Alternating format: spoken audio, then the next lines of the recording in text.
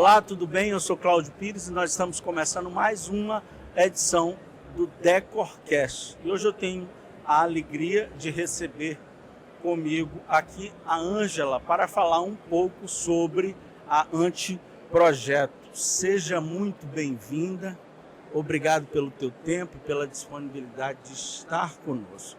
Eu queria perguntar a Ângela como foi que surgiu a Anteprojetos, que é uma revista que é uma referência hoje neste segmento, né? Onde nós vemos o trabalho de arquitetos, de pessoas que têm know-how. E por falar em know-how, Ângela. Obrigada, Cláudio, pela possibilidade de falar um bocadinho sobre a Anteprojetos.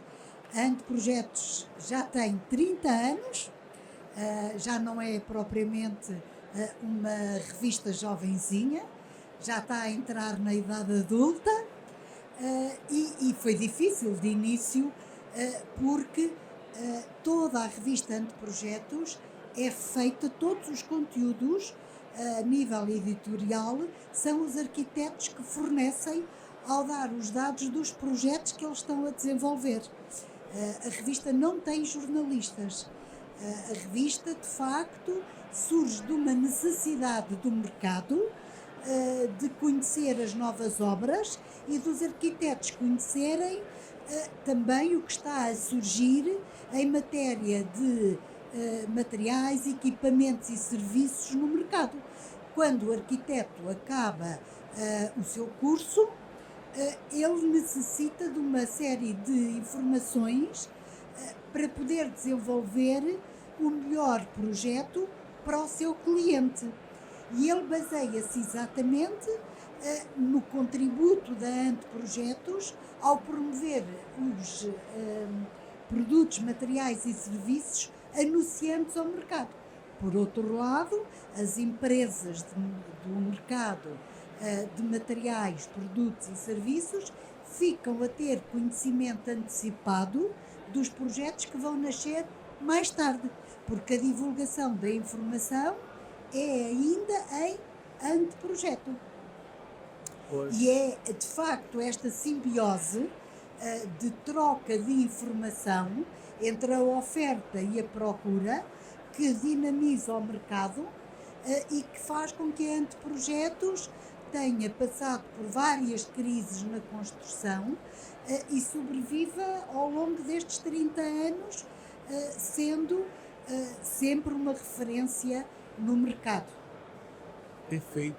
Eu acho muito interessante, e agora que eu vim de fato entender o nome Anteprojeto, porque antes do projeto, e eu acho isso muito interessante e muito importante que haja um canal de informação como a revista, porque o que a gente vê, e eu falo como designer, o que a gente vê muito hoje no mercado é que às vezes a pessoa está saindo da faculdade, está começando no mercado e está estudando tendências e motivos e acaba às vezes gastando muito dinheiro em projetos, mas no final o projeto não tem alma, não tem substância, né? E essa ponte de ligação com a experiência dos arquitetos dos quais a revista se refere ajuda na construção desse senso crítico do profissional.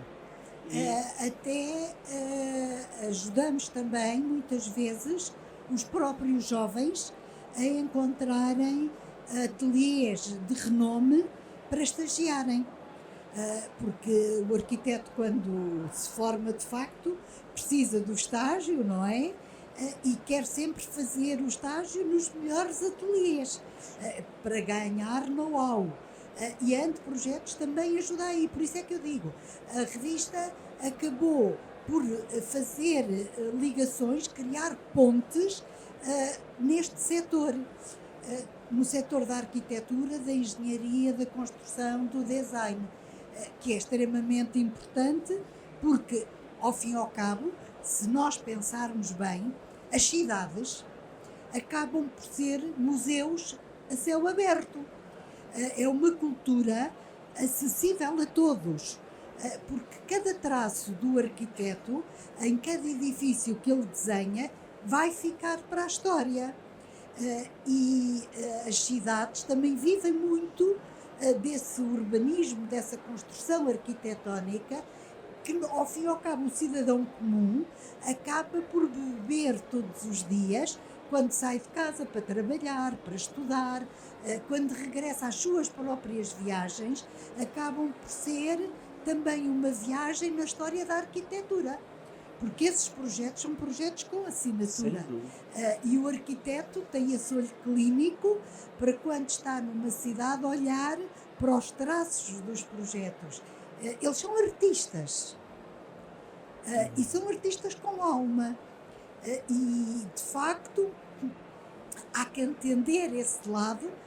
E os materiais que são escolhidos são extremamente importantes nos revestimentos e por aí fora, e até na arquitetura toda, não é? Que eles desenvolvem, e é aí que eles necessitam também de anteprojetos para lhes levar para dentro do ateliê as marcas com as inovações, com os novos materiais, com os novos desempenhos dos produtos, quer seja de sustentabilidade, quer seja de resistência, porque é isso que nós fazemos, é a troca de informação. Divulgamos o que vai nascer nas cidades e nos interiores, quer seja de hotéis, quer seja de habitação unifamiliar ou de habitação coletiva, mas, por outro lado, também damos ao arquiteto acesso à informação privilegiada que as empresas têm das novidades dos materiais. Eu queria aproveitar esse olhar para lhe perguntar qual análise que a Ângela faz do mercado. Nós viemos de um pós-pandemia, né? E o que mudou o que você conseguiu observar que mudou no mercado durante esse processo, na forma como se projeta, na forma como se olha para o futuro? É muito interessante essa pergunta, porque mudou mentalidades, as pessoas perceberam que precisavam de ter varandas grandes, de ter jardim. Quem não pode mudar para uma habitação unifamiliar quer a varanda grande, e os arquitetos começaram a projetar exatamente no sentido da relação com a natureza também ser maior. Há aquela necessidade, quem tem filhos e que tinha que trabalhar em casa com as crianças, era insustentável, porque crianças são, por natureza, seres muito irrequietos e muito criativos. E a varanda era um espaço que, com uma mesa e umas flores, umas plantas, dava de facto o lazer à criança para brincar e a descontração aos pais para beber um café e achar que estavam fora de casa, estando dentro de casa. Por outro lado, os arquitetos também perceberam que precisavam de se abrir mais ao marketing e de divulgar mais os seus projetos, porque o confinamento, tal como o nome indica, não permitia de outra maneira, não é? Os contactos diretos. Portanto, foi uma experiência, foi muito mau enquanto experiência, mas muito bom quando pensamos no paradigma da mudança das mentalidades e da vivência da casa. Começou-se a aproveitar as cozinhas, porque se começou a cozinhar mais, e a casa de banho foi outro elemento que, de repente, não era só de manhã para o duche, para a família se servir, era durante todo o dia, e, portanto, cozinha, casa de banho e uma área exterior começou a ser necessária e um requisito para quem queria mudar ou comprar casa. Isso já é uma característica peculiar ao povo português, a valorização do estar reunido com a família.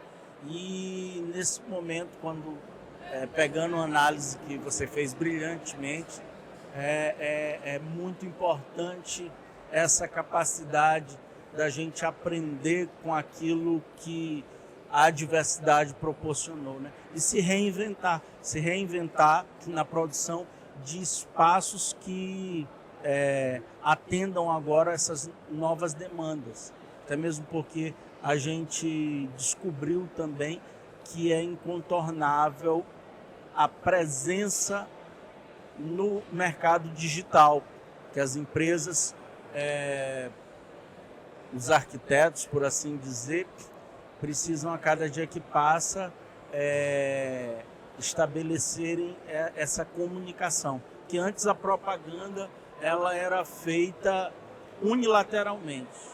Nós desenvolvíamos uma propaganda, colocávamos lá e as pessoas paravam para meditar sobre toda aquela mensagem. Hoje em dia não mais, hoje vende quem tem interação, né? E eu acho que esse papel a Anteprojetos cumpre muito bem, que é essa interação de estar trazendo publicações que são ativas, que são do dia a dia. E por isso, nesse sentido, eu quero também perguntar à Ângela quais são os projetos da Anteprojetos, qual é o anteprojeto da Anteprojetos para 2025, o que se pode esperar? Olha, Cláudio, Portugal tem, porventura, os melhores arquitetos. É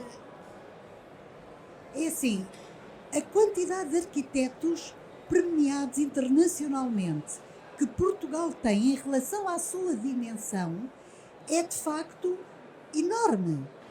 E é muito gratificante para a Anteprojetos ter esse target profissional a trabalhar connosco. Aqui mesmo, no Porto, temos 2 arquitetos, Souto Moura e Cisa Vieira, e o arquiteto Raulino, também muito premiados a nível internacional. Lisboa também. Até os Açores têm arquitetos já com prémios internacionais. Por isso, as perspectivas que a Anteprojetos tem de abraçar novos desafios é muito grande. Nós lançámos há 2 anos os prémios Espaço. Anteriormente já tínhamos feito os prémios de inovação, vários prémios que fomos desenvolvendo e que foram sempre inovando e substituindo outros. Neste momento é os prémios Espaço, que estão com uma grande adesão por parte dos arquitetos. Espaço exatamente porque antes de algo ser construído há um espaço em que o arquiteto vai ter que criar e desenvolver a sua mente para ocupar aquele espaço, e a ligação dos arquitetos com toda esta dinâmica da Anteprojetos está a ser também muito grande. Portanto, como eu disse há pouco, já é uma revista madura que trilhou o seu caminho junto dos ateliês, promovendo e divulgando o melhor que se fazia na arquitetura. As empresas de materiais reconheceram também isso. São elas que de facto sustentam depois toda esta revista, porque os arquitetos alimentam a revista de projetos e a publicidade acaba por sustentar depois comercialmente tudo o resto. E nesse propósito eu vejo o futuro muito bem, porque também vejo o futuro da arquitetura muito bem. A arquitetura, e basta ver que não há habitações, temos falta de habitação em Portugal. Logo, os arquitetos vão ter muito trabalho. Se vão ter muito trabalho, a arquitetura está saudável, recomenda-se, está muito bem, e o futuro, este ano, o curso de arquitetura voltou a ser dos mais requisitados. O presidente da Ordem dos Arquitetos, o arquiteto Avelino Oliveira, está a dinamizar também e a desenvolver esforços para que, de facto, exista cada vez mais esse reconhecimento da qualidade dos projetos que são desenvolvidos em Portugal e a criar medidas para que sejam cada vez mais revistes os projetos em alta e que a qualidade seja cada vez maior. Isso é extremamente importante para termos também uma construção de qualidade e os materiais fazem com que essa construção também... Isto é tudo em cadeia. Isto é um dominó. Bons projetos, boa construção, de facto tudo a dar-se para que o final seja o melhor possível. E particularmente também vale um ponto de observação é que eu sei que as inteligências artificiais estão aí fazendo uma série de questões, mas eu acho que ainda vai demorar muito para uma inteligência artificial entender o perfil de alguém e projetar, levando em consideração a alma e a personalidade de uma pessoa. É óbvio, Cláudio. A inteligência artificial, para mim, tem o nome errado, porque não é inteligência. É um acumular de conteúdos que depois lhe vai dar uma solução, porque tem uma capacidade de absorver vários conteúdos e rapidamente responder. Mas a inteligência é do humano, a alma é do humano. Eu acho que para a arquitetura poderá efetivamente a IA ter ali nos renders um processo de acelerar esse processo de desenvolvimento e criação de renders, mas vai sempre precisar do sentimento humano para ter esse input e ter essa sensibilidade. O olhar do profissional.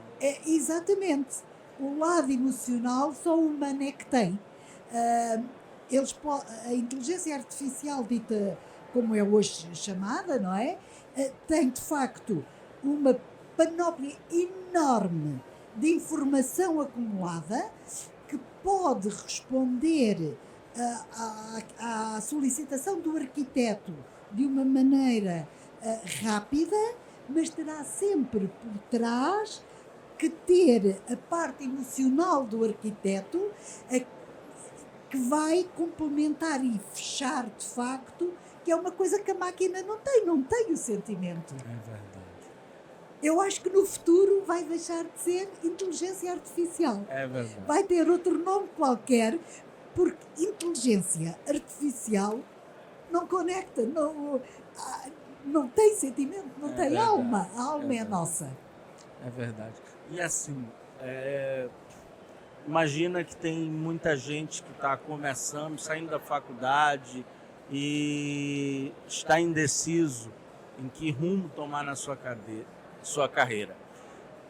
Qual seria o conselho que a Ângela poderia dar para essa pessoa, o arquiteto que está saindo da faculdade, ou mesmo qualquer outra profissão, né, que a pessoa esteja em dúvida, como vai ser o mercado que vai encontrar, quais são os desafios, qual conselho você poderia dar para essa pessoa? Olha, Cláudio, é assim, a engenharia é cálculo, certo? A arquitetura é dedicação, é alma, é criatividade, é paixão. Um arquiteto tem que sentir paixão, tem que sentir o apelo da criatividade para responder e interpretar o dom de obra, as necessidades que ele tem e para conseguir transformar isso no objeto que ele lhe solicita quando o contrata. Portanto, sem alma, sem paixão, sem dedicação, não vai conseguir. Portanto, são requisitos que o arquiteto tem que ter. Ele é um criativo, não é? Cada cliente é um cliente. As necessidades e a interpretação daquele cliente, ele quase que tem que ler, quase que tem que ter ali um bocadinho de psicologia para ler o que o cliente lhe diz entre linhas, para conseguir no final apresentar-lhe aquele projeto que é o sonho da vida dele e concretizar-lhe esse sonho com a magia do seu desenho.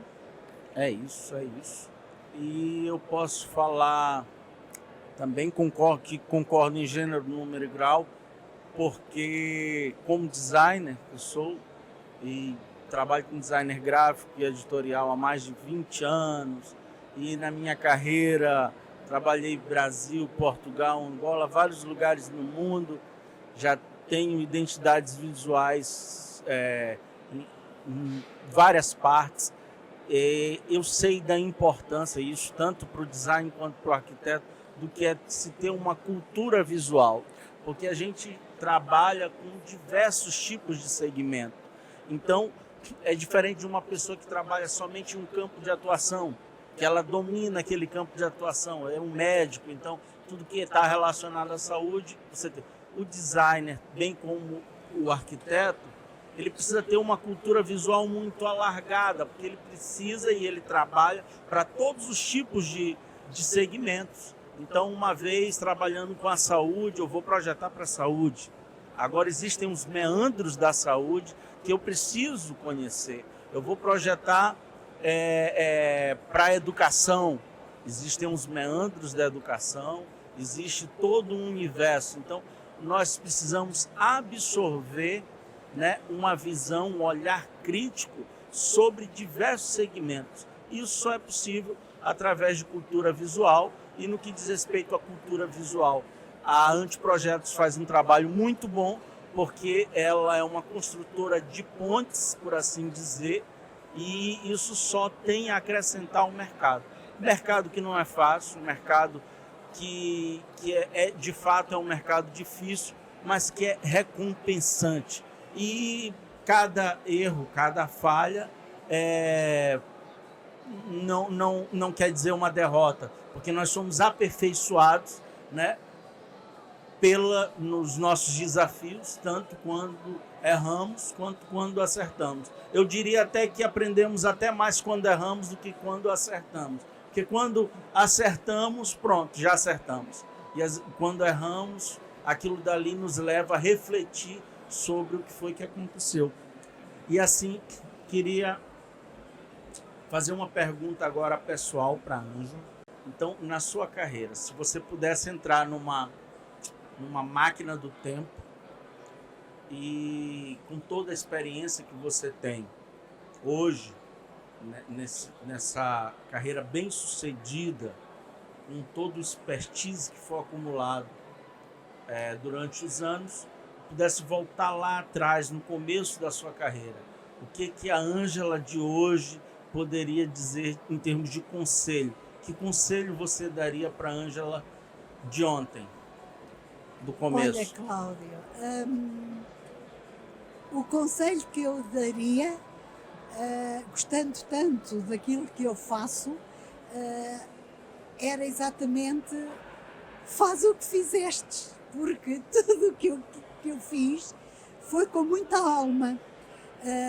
O estar em feiras ao domingo, o ir para fora para as feiras internacionais, o levar a revista para fora de Portugal, o criar relações e o nome dos arquitetos a viajarem para Paris, para a Alemanha, para a Itália, para todos os países da Europa onde a gente tem feiras no setor da arquitetura, da engenharia e da construção. Que é sacrifício, porque ao fim e ao cabo deixamos a família para estar profissionalmente a representar a empresa, com todas as limitações que isto acaba por nos criar, dificuldades linguísticas e tudo mais. Mas todo o tempo que eu investi, para mim, foi retornado em benefício. E o conselho que eu daria era fazer com alma e coração como fiz, com a dedicação com que fiz, com o brilhozinho nos olhos, com que ainda hoje estou ao fim de 28 anos de Anteprojetos. Tirou as palavras da minha boca, era exatamente o que eu ia falar. Você que está vendo aí, que não sabe o que vai fazer da sua vida, peça a Deus que você consiga manter esse brilho nos olhos, né? Essa paixão, essa gana de quem faz aquilo que gosta. E sabe, eu acho isso fundamental. É isso, Cláudio. Eu tive a sorte, a felicidade de abraçar uma coisa que de facto me deu logo de início muito gosto de fazer. E como gosto muito do que faço, gosto muito de facto da arquitetura, de falar com os arquitetos, com os clientes, não me custa, é leve para mim e para mim foi leve. Caminhar com a Anteprojetos não foi um fardo, foi uma tarefa fácil. Foi apaixonante mesmo. É isso, então, o que a Ângela fez aqui nada mais, nada menos foi do que deixar a fórmula do seu sucesso. Ética profissional, Isso. trabalho duro, paixão por aquilo que faz, comprometimento e, acima de tudo, respeito por todos os profissionais. Respeito, ética profissional. É isso mesmo. Eu queria dizer, Ângela, que foi uma alegria muito grande estar aqui consigo nesse momento, porque o Decorcast ele tem essa marca registrada. Porque eu acho que isso é valioso demais. O dinheiro não compra essa troca, né, essa capacidade de se comunicar, de repente uma experiência de vida, porque eu costumo dizer, e é o slogan do Decorcast, é um guia para os melhores profissionais do mercado. Então, assim, eu tenho entrevistado os players principais do mercado. E quando você, de uma forma tão espontânea e tão espetacular, compartilha a sua experiência, isso vale mais do que dinheiro, porque é uma construção que foi feita. E aqui, através desse bate-papo, desse diálogo, nós compartilhamos. E isso é construir pontes, isso é, de alguma forma, contribuir para o crescimento, né, e para o bom andamento. Quero muito indicar a Anteprojetos. E eu queria saber com a Ângela agora, que a Ângela falasse como eu posso adquirir a revista Anteprojetos Olha, o mais rápido possível. Claro que sim. A Anteprojetos tem site, o registro no site é gratuito, os arquitetos não pagam para ter a revista. Como eu disse há pouco, a revista é sustentada pela publicidade, os anunciantes de facto é que sustentam. O registro é gratuito e podem a partir daí ter acesso a toda a informação que nós temos disponível no nosso site. Temos a revista depois em suporte digital, a e-magazine, que é enviada gratuitamente para mais de 25 mil subscritores do nosso site. Com a proteção de dados, o registro é obrigatório, não é? Para nos darem autorização para depois podermos enviar a revista em suporte digital. E também temos a revista em suporte de papel, que já está espalhada em muitos ateliês, que é enviada gratuitamente também. Colocar assim, que é para o pessoal ver. Muito bom gosto a revista. Eu diria que é fundamental para quem é arquiteto. É muito bem diagramada, muito bem escrita e planejada. Bem, gente, nós já estamos chegando ao fim, mas mais uma vez, muito obrigado, Ângela, pela disponibilidade. E eu espero que esse seja o princípio de uma grande amizade. Muito obrigado. Também, Cláudio, foi um gosto. Obrigada pela sua simpatia e profissionalismo. Eu também gostei muito de estar com o Cláudio e sucesso para todos nós e um futuro radiante é o que precisamos. É isso. Não se esqueça de seguir o canal, ativar as notificações e deixar o seu like. Muito obrigado e até a próxima.